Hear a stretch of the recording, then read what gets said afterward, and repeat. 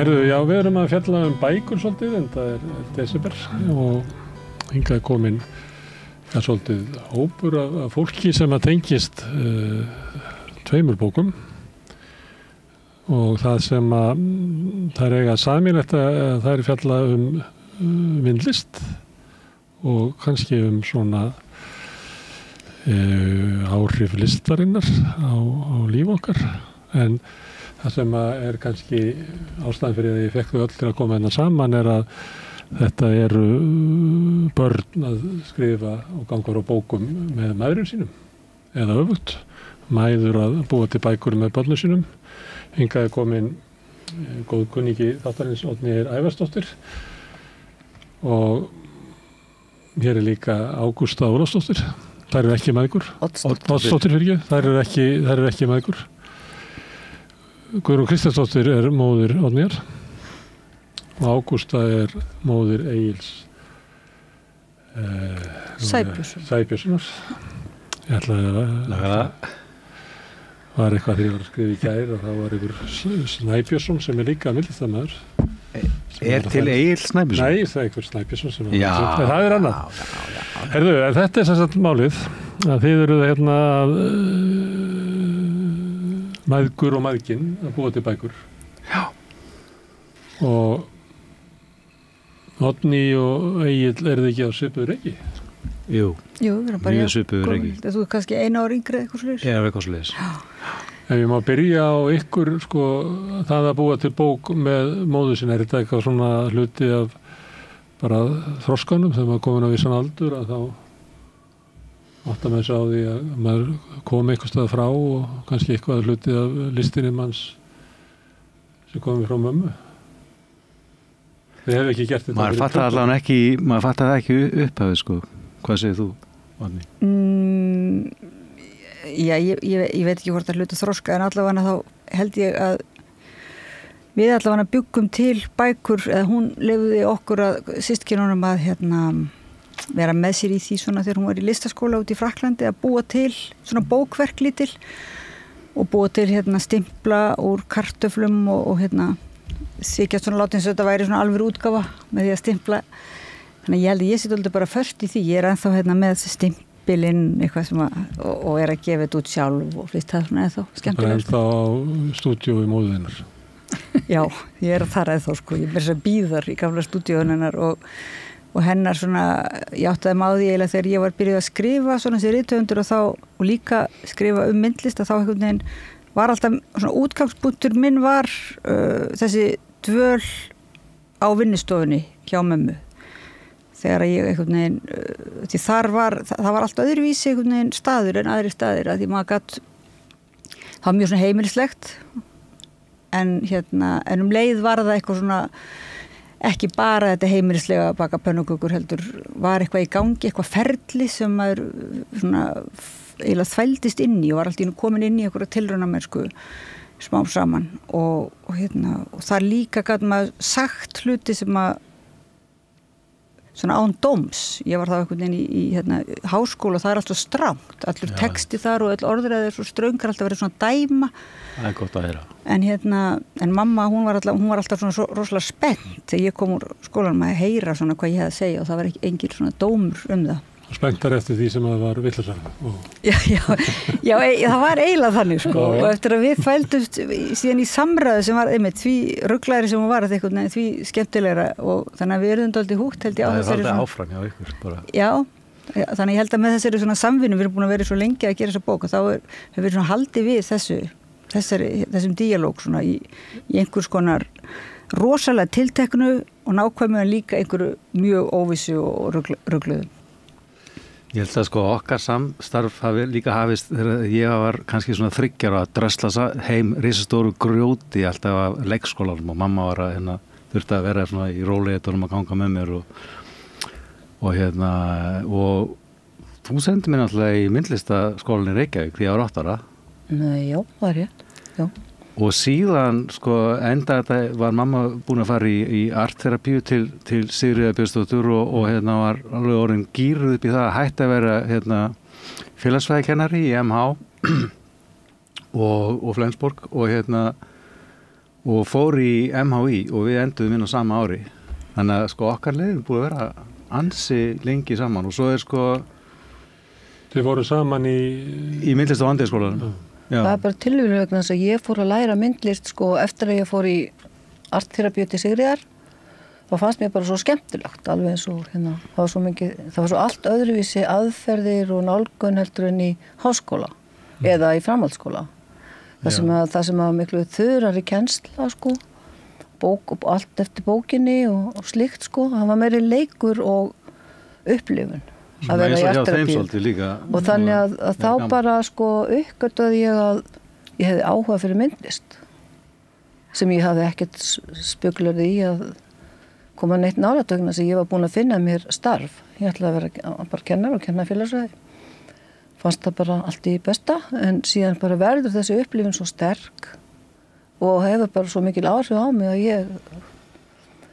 ég bara fór að læra myndlist. Það köllun. Eitthvað. Það ekki margir sem hafa reynsla því að vera í myndlistanámi með mömmu sinni? Hvernig er það? Nei. Maður reyndi bara að halda sig eins langt hinum í salnum og eins langt hinum í byggingunni eins og hægt var og en að því að maður var alltaf að spara pening og tók ekki lánslán þá bjó ég hjá mamma og pappa öll þessi ár og við pössum okkur á því að fara ekkert endilega saman í skólanum. Ekkert endilega sko. Var það að hafa svona ákveð ég var líka að hafa persónulegt rými sko.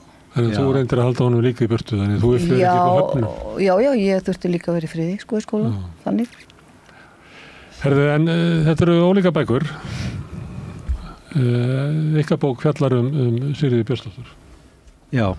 Þetta fjallar sko störfin hennar, þetta ekki svona ævisaga.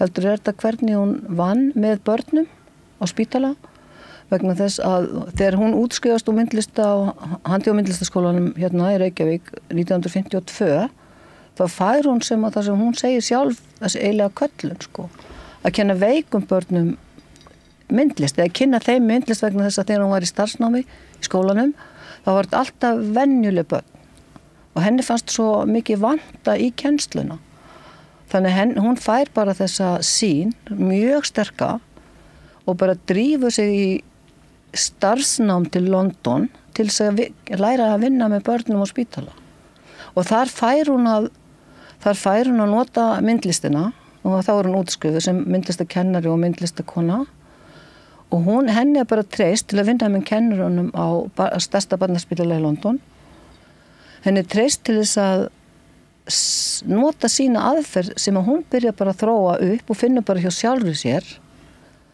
að vinna með börnunum og hún skal segja þetta var mjög öðruvísi aðferð heldur en var notuð í myndlistakennslu raunverulega vegna þess að hún sá að kennararnir í London sko myndlistakennararnir voru mjög fínir og það var lagt upp úr því að vera með góða spítalakennara virkilega og þeir voru með góða nefnivið en krakkarnir voru döpur og þeir voru leið og kennararnir voru með svona mjög stýrandi aðferðir sem að hún gagnrýndi bara með sjálfur sér mjög mikið og sagði bara svona ætla ég ekki að kenna, ég ætla að leyfa krökkunum að vinna bara út frá sjálfum sér og þannig og byrjaði bara að þróa það að krakkarnir fengu að upplifa, þau fengu að reyna og tjá sig með þessum efnivið sem hún bauð upp á en að öðru leyti satt hún bara hjá þeim, sýndi áhuga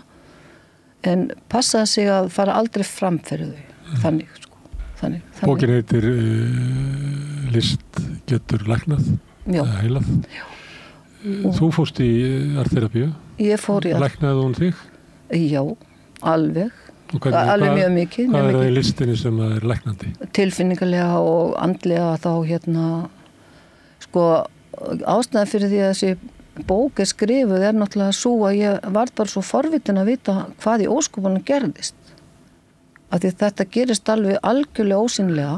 Gerðist þér þér? Já, það gerist alveg ósýnilega að maður breytist. Ég bara...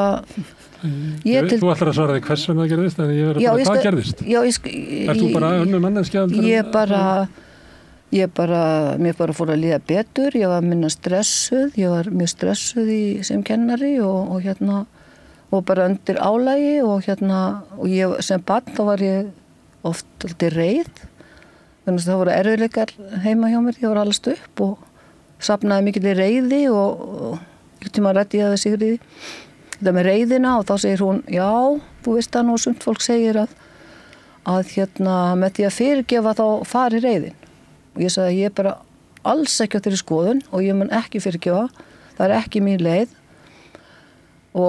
en það sem gerðist og var alveg gjörlega ótrúlegt var það að reiðin hvarf í terapíunni, bara smátt og ég bara er ekki neinum vandræði með reiði í mínu lífi.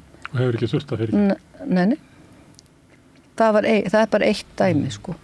Svo bara önnur, bara betri líðan og mér jafnvægi. Egill, manst þú eftir mömmunni reiðri? Já, það var svona svolítið reyfrildin á heimilinu á yngri árunum og svona alltaf er erfitt fyrir börn og en svo þegar ég er orðin sem sagt unglingur og hún er búin að vera í þessu þá tek ég alveg eftir því að það er allt annað andrúmsloft á milli foreldra minna og og það hlýtur að vera þessari þerapíu að þakka. Og bókin það? Já. Já, hún er meira starfið hennar sko, ekki mig þannig sko. En hvernig er samvinnan ykkar? Hérna stendur að þetta sé skrifað á þér? Já. Já, sko málið var að þetta er náttúrulega svolítið mikið mál að gera svona bók og þegar ég er ekkert með hitt í mömmu þá er bara svona stapli af blöðum og sko, þannig að við vorum bara að fjalla það, hvernig væri nú hægt að gera þetta og þannig að sko bara í samtalinu og þá varð ég smá saman að svona koordinator og við reyndum að gefa þetta út á Íslandi og fengum 3 neitanir frá íslenskum bókaútgefendum og þá svona í þessu samtali þá datt okkur í huga að þýða þetta voru ensku og reyna að tala kannski við artterapista í Bretlandi annað.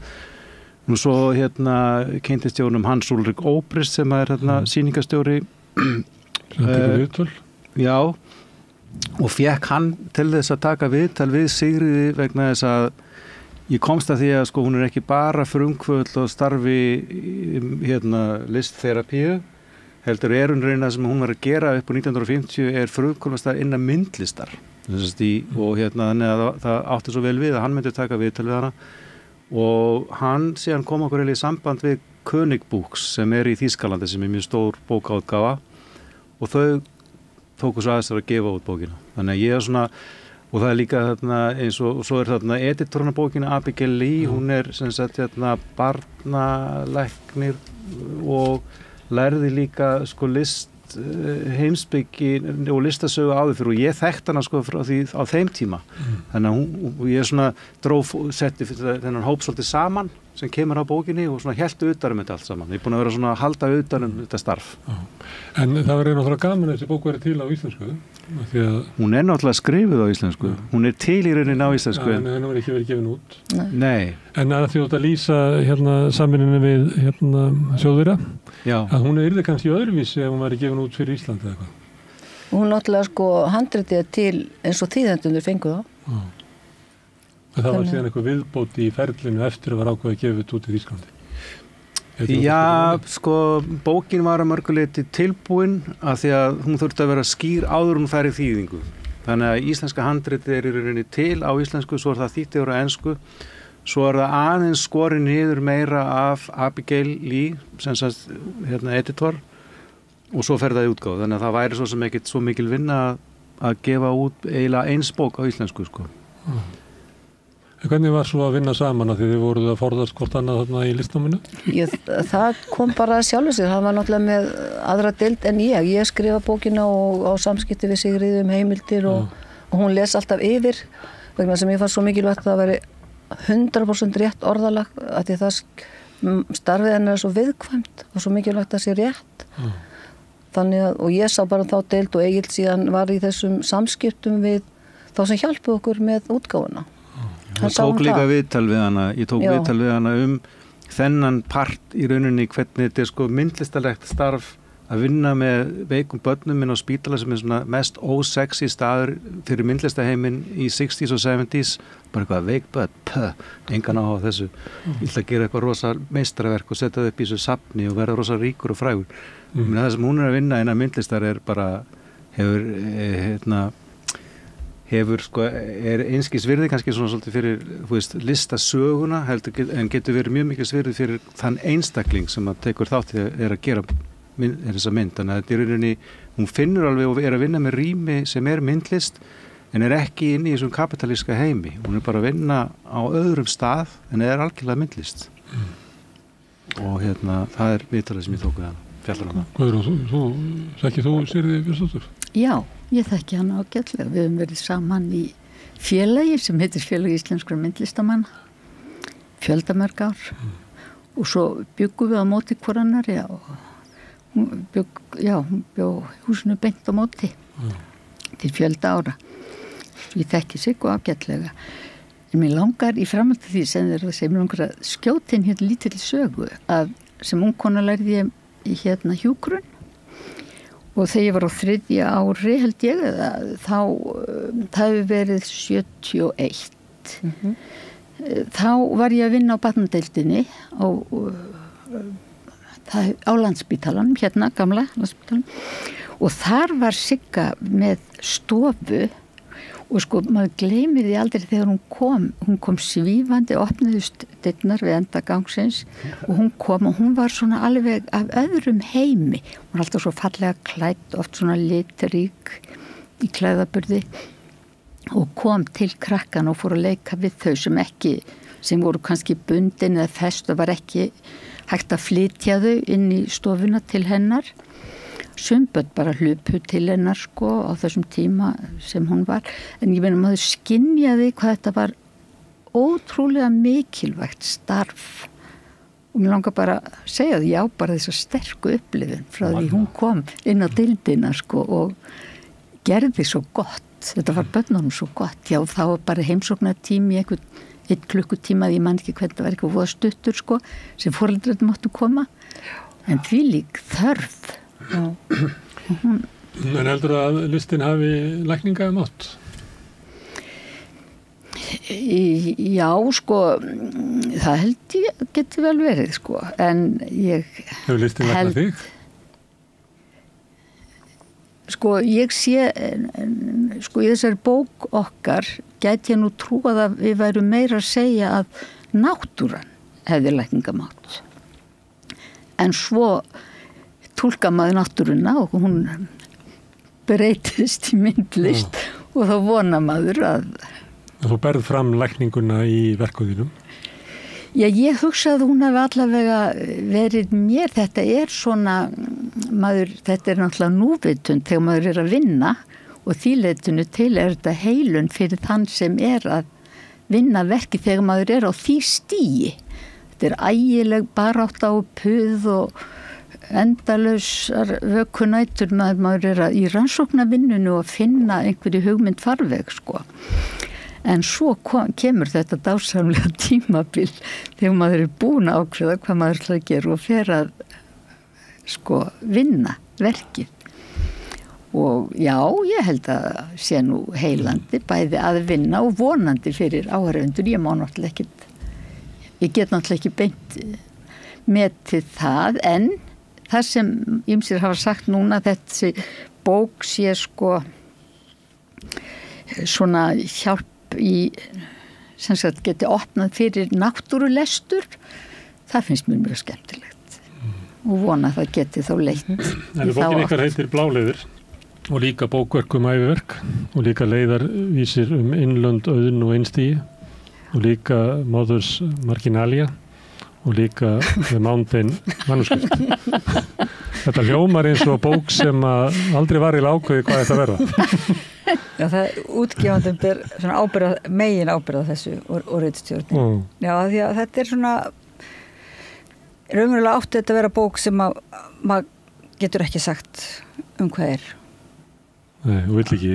Já, og það ekkert í einhverjum svona hroka bara maður vilja fólk bara týnist heldur svona vegna þess einmitt að okkur langaði til þess að þetta væri ekki bara bók heldur þetta væri bókverk þar sem á einhvern hátt við reyndum að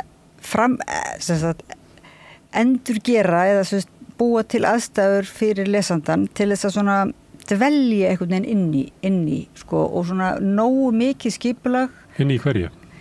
Inn í þessum myndheimi sem skarast sko myndheiminum og textaheiminum einhvern veginn og einhverju sem er þar á milli hönnunaheiminum og arkitektúrunum og nokkrir heimar þarna sem að mætast og það verður að vera einhvern veginn skipulag á því en það má ekki vera of niðurnjörvað því þá einhvern veginn er búið að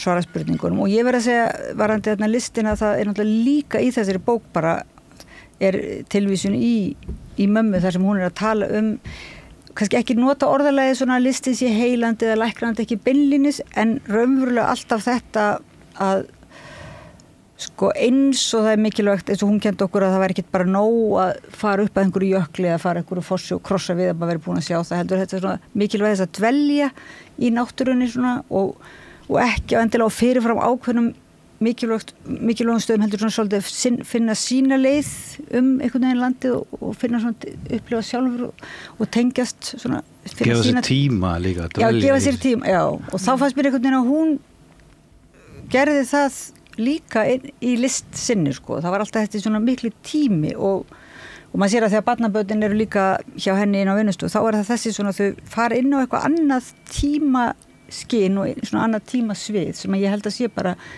beinlinis læknandi það sko. Er læknandi, það er svona núvitund ég verð að gleyma sér í náttúrunni en svo manni líka mamma, ég verð að segja, ég ætla ekki að fara að tala þitt, hvernig þú varst sem ung kona og reiðina og svona, ég vona þú spyrir mig ekkert það en ég ætla að segja ég man nú samt alveg eftir því að hvað maður upplifði að þegar þú fórst út á heimilum, ef það var eitthvað minna, það geta verið tóksturöld inn á heimilum að fara inn á vinnustofuna að þá var svona þegar ég sá hann að vera fást við svona þessa liti sko, þú veist þennan indígo bláa lit eða brún eða þessa jarðarliti svona og þá skynjaði ég allavega mjög sterkt að þetta var eitthvað sem gerði henni mjög gott sko og hún kom alltaf svona allt önnur manneskja tilbaka. Hún skarur tilbaka. Já, og þess vegna, og ég hugsa það er svona aðalástæðan fyrir að ég hugsa best að maður færi út í list líka eitthvað. Og var það sagt svona, mamma ert ekki til að fara aðeins á vinnustofu. En ég held þetta að við vorum að tala tíman, þá er sko, ég meina, allt skapandi starf, ég meina, það minnst aldrei rætt ná mikið það hvað það þarf langan tíma, sko mikilvægi tímans að gefa sér tíma, öll skapandi vinna er þannig. Já, ef þú ætlar að vera opinn fyrir eigin upplifun og ætlar ekki bara að reyna að drekka því sem að þegar hefur ákveðið þá þarf ekki að það góðan tíma. Já. Og það býða og það er svolítið augljósa af þér. Það er svona það er eiginlega engin nema svona skapandi listamenn sem að geta tekið sér þann rétt eða tekið sér það vald að gefa hlutunum langan tíma. Hún Sigga, hún talaði það hvað skjá notkun barna og fólks væri skaðleg fyrir þróun persónuleika þess og ég man bara í 1980 eitthvað þegar ég fer fyrst í þerapíu til hana líka því ég er 16 ára og mamma er byrjuð í þerapíu að þá talaði hann mjög mikið þetta og þetta náttúrulega tengist svolítið þessu að þegar fólk er á skjánum það er að skrolla svo hratt og meðan þú ert að lesa bækur þá dveluru í því og ef þú ert úti, ef þú ert fyrir framan liti að þá er það myndast eitthvað samband og sem er svona, við gerum allt svo hratt í dag með því að það er verið að tala um þetta kannski að hæja aðeins á, það var nú ykkur fyrirlestur alþingjum hægvitundar eitthvað, ég reynda rétt mista því var ekki komið til lands að selja og sem er svolítið þetta það þurfi tíma til þess að tengja slutum og fá eitthvað út úr því og það er kannski inn í starfinu þínu svolítið. Já, líka gera það á sinn hátt ekki segja börnum fyrirfram hvað þau eiga að upplifa eða hvað eitthvað þýðir eða hvað er fallegt og hvað er ekki fallegt heldur einhvern veginn að leyfa þeim að svona þessi uppgötunar ferli svona, það er dálítið og mér finnst það vera svona mikilvægt líka varandi orðræðuna að að því að listfræði og svoleiðis mjög mikilvæg og fræði, mér finnst gaman að blanda því saman, en það eitthvað við svona myndlist og myndlistafólk sem ég finnst alltaf gaman að tala við, að því að þau gefa sér tíma, en þau líka gefa sér einhvern veginn, þau eru svona, það ákveðin ósvífni myndlistafólki, bara svona leyfa sér að vita ekki svarið og getur það ekki verið? Ég sem kannski mörguleiti rétt, sko, því að þau vita eða ekkert alltaf, sko. Nei. Það svo margt sem gerist það sjálfu sér inn í þessari vél eða veru sem að myndlistin eða rithheimurinn eins og Milan Kundera sem sagði að bækurnar byrjuði að skrifa sér sjálfar verða ekki eftir ákveðin tíma. Þegar hún orðin ákveðið þykk þá hefur rithöfundurinn eiginlega raunverulega ekki yfirsýn yfir hvað að gerast. Það það sama í listum, held ég bara, já. Þetta sami í myndlist, ætli ég að segja, og þetta sem þú ert að lýsa hjá Kundera. Kannski það myndlistafólk ef það myndi vita eitthvað þá myndi það bara skrifa það. Sumir skrifa það. Nei, þess held ég sé mikilvægt að taka skrifin líka myndlistina. Það þetta kannski sameild með bókunum. Líka hafa skrifin á þessu svolítið, reyna að draga skrifin inn á þetta sama svið, það sem svona meiri undrun og þetta svona, þessi leit svona og leikgleði og tilraunamennska, það sé svona einkenni textan og þess vegna finnst mér sko, textin í samspili við myndirnar en ekki yfir honum, skilji, já. Já, Egill sagði að þetta hefur verið eitthvað svona mikið, enda þessari bók. Hvað var þetta mikið? Í svona stöflum talið. Það var svolítið margir Ég myndi segja að þetta verður bara frekar óþægileg spurning hjá því. Ekki heil vinnustofa verkum. Það var nú ansi mikið. Margir kassar. Allt. Já, þetta sko, þessi bók náttúrulega sín Oddnýjar. Á þig?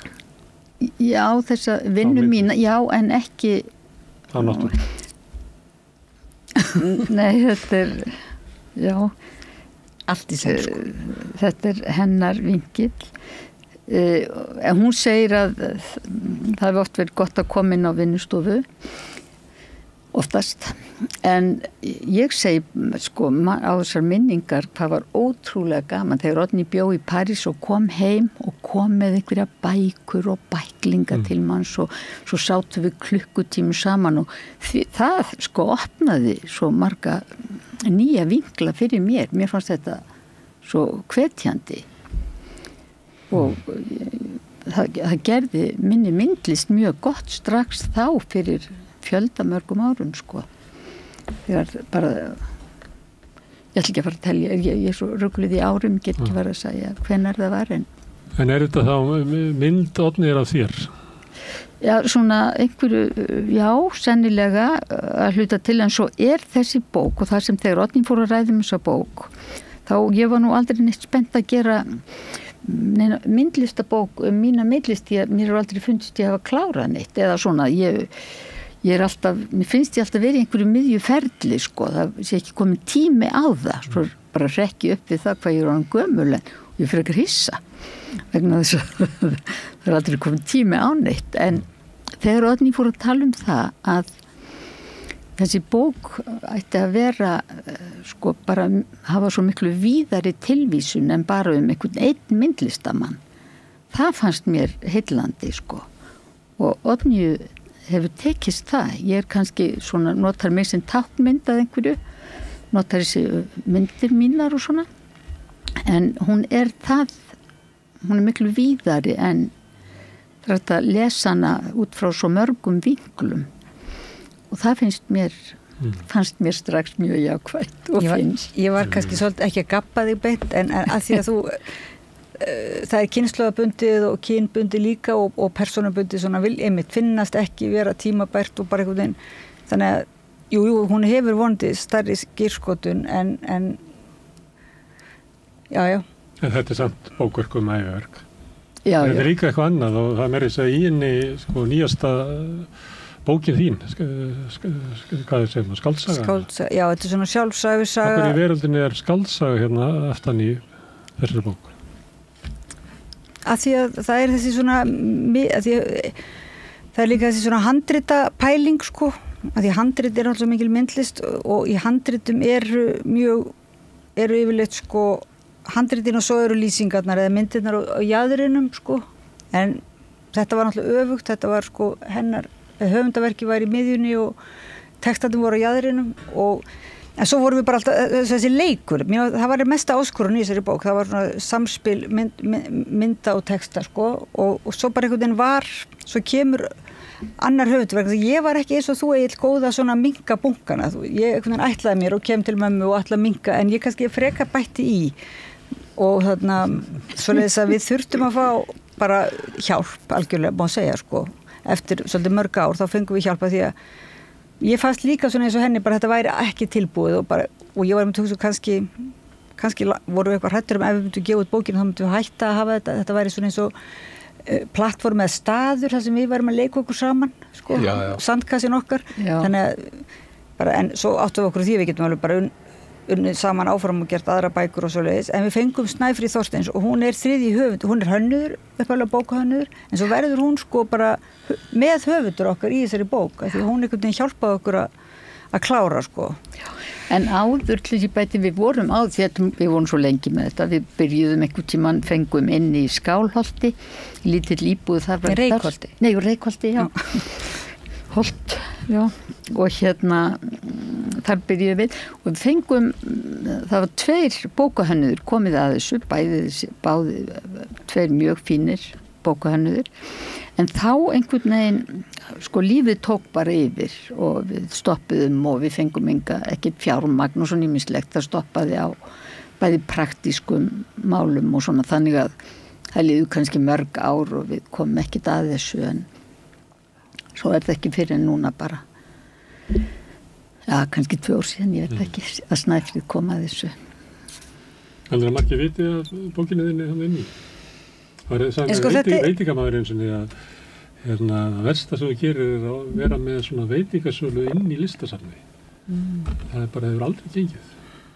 Þú ert að reyna að gefa út skáldsögu inn í myndlistarbók. Nei, mér finnst sko hún eiginlega á ekki að vera að því að hugmyndin þetta textin, það svo merkilegt hvað, sko myndlisti getur staðið án texta, en við vorum líka búin að vera að leika okkur að því hvað texti getur gert, án þess að vera bara svona skýrandi og eins og ykkur skjalasafn svona þetta þetta og bara svona upplýsingatexti, hvenær hann eins og kemur einhvern veginn, fyrir inn í myndheiminn sko. Svona og skáast inn í.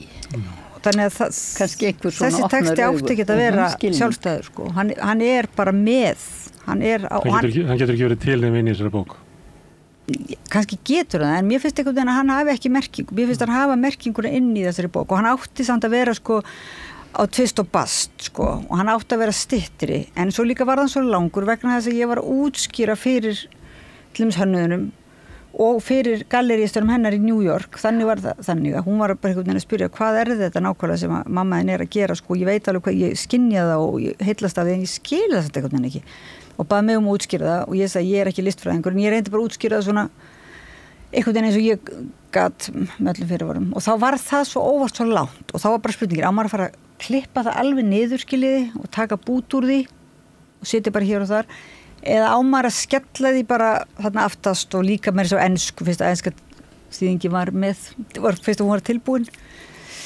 Hljóma svolítið svona eins og að þetta sé svo mikið svona samstarf og samtal ykkar á milli og það kannski þarf ekki endilega að vera eitthvað alveg skýrt hvað það er og það komið saman í bókinni og þetta er kannski ekki það síðasta sem ég gerir saman og þetta er eins og það er ekki hægt að dæma myndlistamann af einu verki, ef að Picasso hefði bara gert 1 kúbustamálverk þá var ég ruslatunnu í Montmartre en það verða að vera til mörg verk og það eru ósynlegu línurnar á milli verkana sem er raunverulega verkið og samstarfið ykkar sem búið að vera úr barnæsku líka og það sem þið eruð að fjalla að hafa áhuga á, það hlýtur einhvern veginn að koma fram í bókinni ef að þú dvelur inn í henni og lest hana og fer maður á ferðalag með ykkur tveimur og henni inni í þína vinnu og svo er þessi eitthvað í þessum texta þínum hlýtur að hafa með að gera á óskýran hátt annars hefðu þið aldrei sett það í bókina en það er mjög falleg lýsing og líka eins og handrit, miðaldahandrit þá er oft skellt ykkur með að því bara til þess að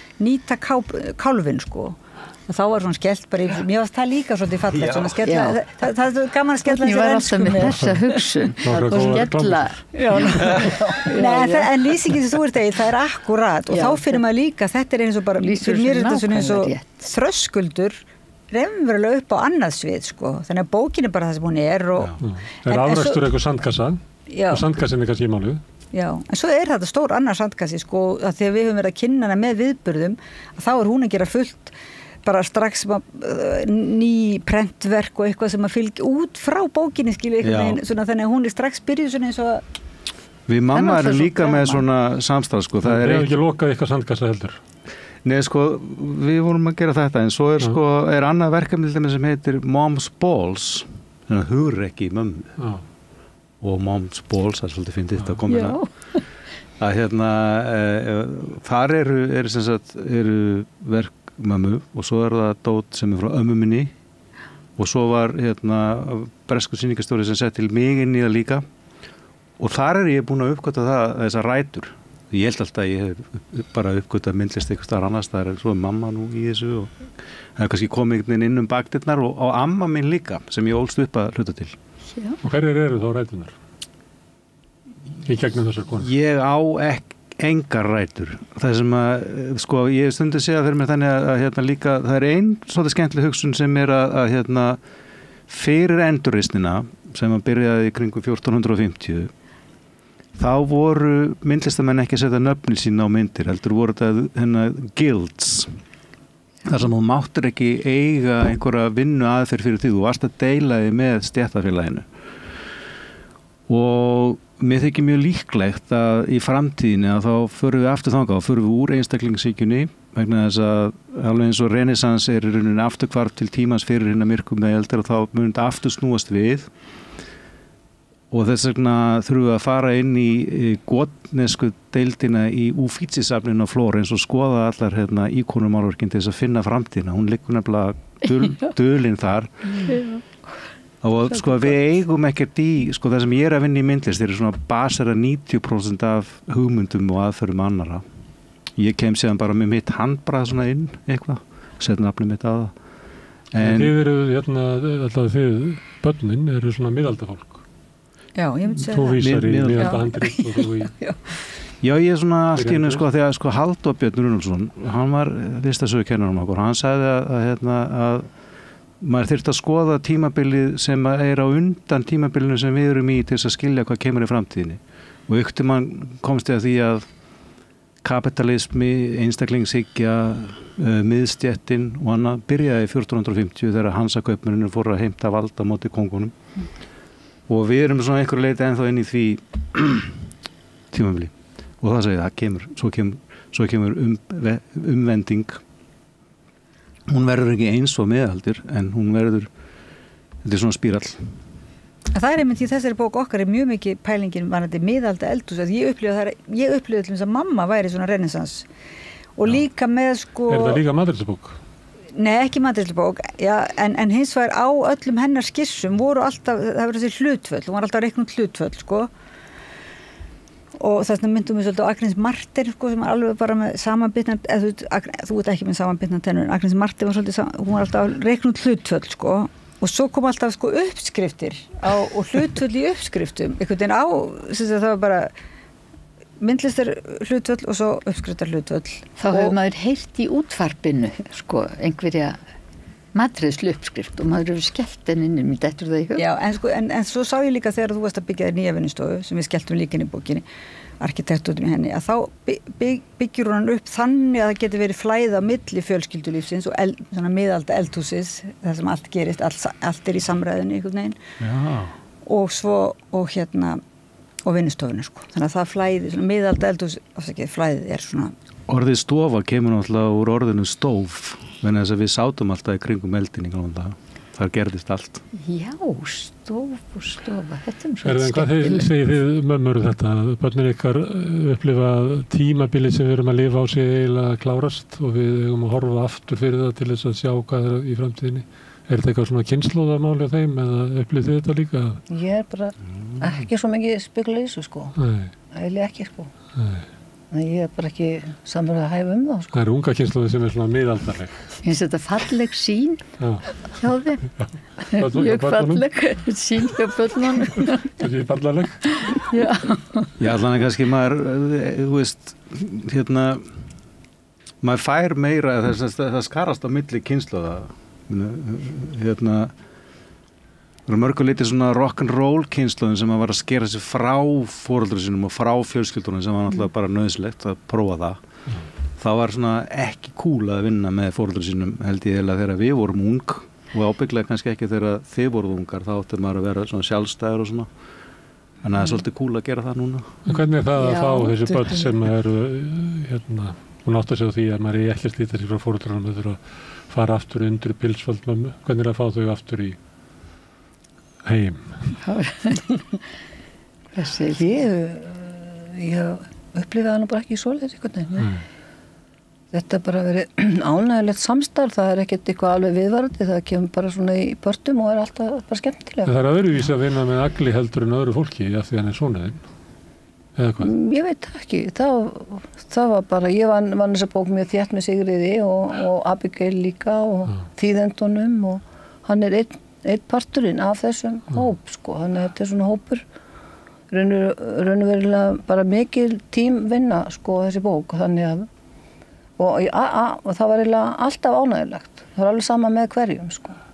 Það var mjög gaman. Já, það var mjög skemmtilegt, sko. Það var mjög skemmtilega vinna. Endalausir kaffitímar og spjall og Sigríður var náttúrulega bara miðpunkturinn og Já, hún er alltaf rosalega skemmtileg. Já.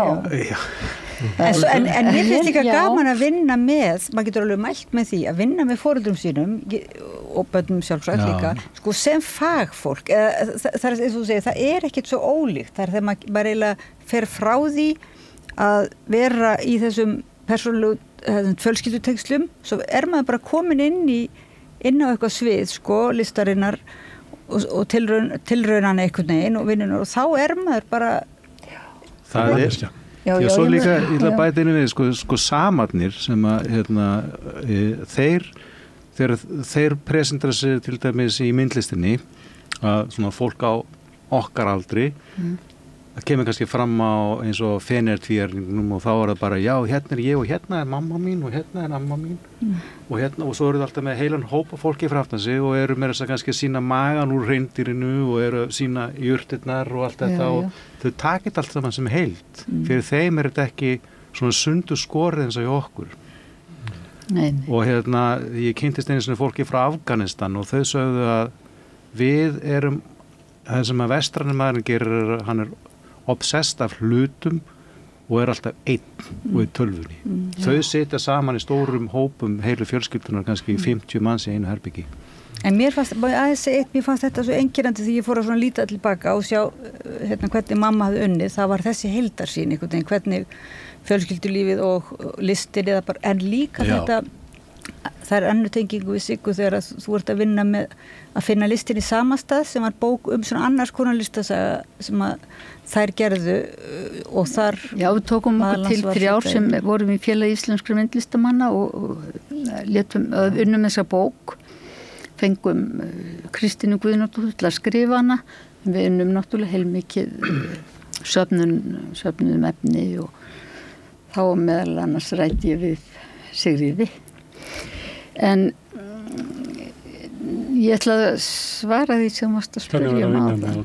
Já, það var mjög gaman. Það var sem ég var sko að reyna að lýsa áðan að hvað þetta var sko hvetjandi og skemmtilegt alltaf þegar hún kom. En svo hefur þetta haldið áfram sko, það má alveg segja það sama sko, hann Uggi sonur minn, hann er fornleifafræðingur, hann fyrst í bókmyndafræði og það er það sama, mér finnst þetta sko að það var á vinnustofum, þar var þessi sko, þar bara voru að spjalla þess þó fór svona samræðan svolítið, kannski eins og hér á samstöðinni, það er þessu gefin góðu tími og samræðan nær aðeins dýpra en svona í kvöndeginum. En svo núna fyrir stuttu, þá elsta barnið mitt, Ævar, hann var í myndlist og nýlega útskrifaður úr listháskólan Fyrir 2 árum þá unnum við verk fyrir vestan þar sem við búum núna á Skarðströndinni inn í svona súrheisturn og ég hef alltaf haft mjög mikinn áhuga á jurtum eða kemur nú bara frá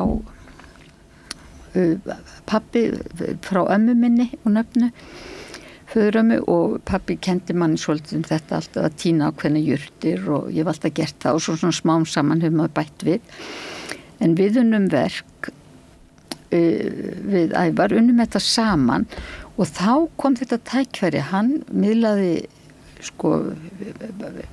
til mín öllu því sem hann var að læra í Listaháskólanum sem svona allt öðruvísi en þessi vinkil sem ég lærði á sínum tíma í Frakklandi, mjög ólíkt. Já, ekki mjög ólíkt vegna þess að það voru vissir þættir sem voru ennþá svo líkir þó næstu 50 ár síðan ég var að læra þarna úti. En hann lærði því að við tilenguðum þetta verk Hildegard von Bingen sem var nunna á 11. öld eða fætum 1100 og þá fórum við gegnum þetta allt saman með allir þessar jurtir og heilun jurtana og þetta verk var bara hún sá sýnir og hún heyrði sýnir líka, það var mjög sérstakt. Hún var tónskáld, alveg stórkostlegt tónskáld, var mjög virt á sínum tíma sem var óvenjulegt. En hún, þetta var bara því, þú veist að spyrja að vinna með börnunum sínum, ég semst byrjuð að vinna með barnabörnum og það alveg ómetanlega. Það svo skemmtilegt eitthvað, það myndast allt önnur tengsl eða svona á annan hátt, ekki bara þetta amma og strákurinn minn, það eitthvað meiri tengsl.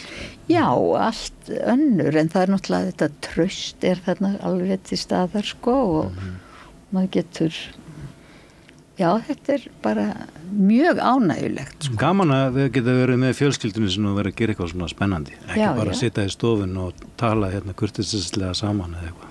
Svo það náttúrulega kallandi líka því hún náttúrulega Sigríður var gift honum Dieter og ég laka úr að lesa bókina Já, ég búin að lesa þá bók mjög fróðleg. Í þessu ferli að þegar það var svona annars konar listasaga þá kemur við til ljós konundar og margir auðvitað menn höfðu eitt stóru miklu tíma í þetta samfélagslega að búa til samfélagslistamann en ekki bara í sinn feril og eins og þú veist það þótti svolítið hallærislegt eins og bara vinna með börnum það var eitthvað svona auka það að fara alveg beinulegina bara út í heim og eitthvað stort listasafn þá var einmitt Sigríður að tala hvað þetta var þú veist þetta eitthvað svona í tíðarandunum svolítið að ekki bara meta þessi heimsrægð og kallinn þannig að ég lakka að vita hvað hún segir þeirra samstarf. Dieter fjallar það að borða lambalæri með einhverjum vinnu sínum. Fjallar svolítið að vera í samfélagi Já. Þetta alveg. Já, áhugavert að Sigga var alltaf að leyfa börnunum að vera með, að leika sér með í sandkassa og með litu og annað og ég held að hann Dieter ágæti hafi hann ábygglega pikka það svolítið upp frá hann í Siggu því að svo involverur hann Björn og Odd og fleiri af sinni fjölskyldu sem verður að svona offisíali hluti af hans lífstarfi þannig að ég held að þetta fólk verður fyrir áhrifum í hann og það en þetta var náttúrulega það sem að hún var að gera einu heimilinu sem að ég held að Dieter að hann var nú svona stráng geometrískur svissneskur listamaður þegar þau kynnast en breytist alls mikið við það að búa með henni Sigríði. Já, ég held það nefnilega. Hann í rauninni tekur uppeyju eftir að hafa verið með Siggu. En við kennaði aldrei í dagbúinu sem hann segir að það hafa verið Tanguli og eitthvað svo sem hefur áhrif en eftir því sem að maður horfir meira á það veit hvernig Siggar þá sér maður hvaðan ýmislegt hlýtur að vera komið Þetta rannsóknarspurning fyrir eitthvað listfræðing áhrif Sigríðar Björnsdóttur Ég ætla að segja ég held þegar Sigga bjó þar nönngutum beint á móti okkur þá kom einhver barnabörn þá var hún með sandkassa inni bara hún notaði sand mjög mikið já fyrir krakkana og var með það bara þarna inni hjá sér. Því að ég vissi það þegar sko næstu íbúar kominn, þeim fann pílndu erfitt að móka út öllum sem sandi sko. En ég sá hann líka einhvern tímann inn í hjá henni, þetta var, ég finna að þetta er mjög sérstakt sko, já ég man eftir þessu sko. Bara innskot sko, skemmtisagum Siggu. En þetta er nefnilega, þarna er bæta einu bara svona svo fallegt við hana Siggu við að þetta, að hún, hennar elstu minningar, sem hún hefur oft sagt margoft, eru þegar hún var að leika sér úti sem barn á Bóndabæ og þá var að sigga í grasinu, sigga í spýturum og sigga í drullunni eða moldinni og hún var með samband við náttúruna eins og þú ert að tala að dvelja í náttúrunni og þetta tók hún meðal með sér inn í það að reyna að endur skapa þetta svolítið með börnunum síðan á sjúkrahúsinu, einhvern veginn að leyfa þeim að dvelja í þessu þannig að hún er með þetta svo frá kjartanum, eitthvað sem hún uppgötaði sjálf úti í náttúrunni með svo magnað. Þetta er ekki skemmtilegt? Ég minnst það bara gaman að við skildum það verður alltaf að vera að bæta ykkur á kálfin sem að... Já, en ég ætla að segja að Dítar, getur ekki endað. Dítar var ég kynntist Dítar nefnilega því hann lét okkur, ég var bara barnapía og það var mjög mikið atriði að allir tækju þátt í að búa til list og svona, þannig að það var mjög sterkt. Ég mitt hvort að kom frá Siggu eða líka tíðar og hann var mjög örlátur kennari svona, þannig að þetta er Já, þú veist barnapía hjá syni. Já, Karli sinni svo Siggu. Þannig að þá var þetta var alveg þetta hafði mjög mikil áhrif á mann sko. Ég myndi þetta með signatúrin sko. Hann sagði að skipti mjög miklu máli að signera sko, en það var ekki þessi dómur hvað var í list og ekki list, heldur svona maður fekk þess að svona örvun til að framleiða og þannig að þetta er alveg mér finnst þetta nú verið mjög svona spennandi fyrir listfræðingarna og svo finnst mér líka gaman að við skildum líka þessum bókum sem sandkössum og svo skulum muni eftir þetta sandkassin í stofu Já, okkarlega Herðu, kæra þakki fyrir að koma hingað og segja frá bókunum ykkar Oddný Eir Ævarsdóttir, Ágústa Oddsdóttir Guðrún Kristjánsdóttir og Egill Sæbjörnsson Kæra þakkir Takk fyrir Við ætlum alltaf hérna áfram við rauðaborðið að reyna að skilja heiminn og næsti kapli kemur til augnablik Sósíalistaflokkur Íslands óskar landsmönnum öllum gleðilegri hátíða og farsældar í baráttu sinni á 9 ári. Þökkum stuðningin á árinu sem er að líða. Sósíalistaflokkur Íslands. Samstöðin þakkar öllum hlustendum samfylgdin á árinu sem er að líða og óskar þeim öllum gleðilegra jóla og farsældar á 9 ári. Starfsfólk samstöðvarinnar.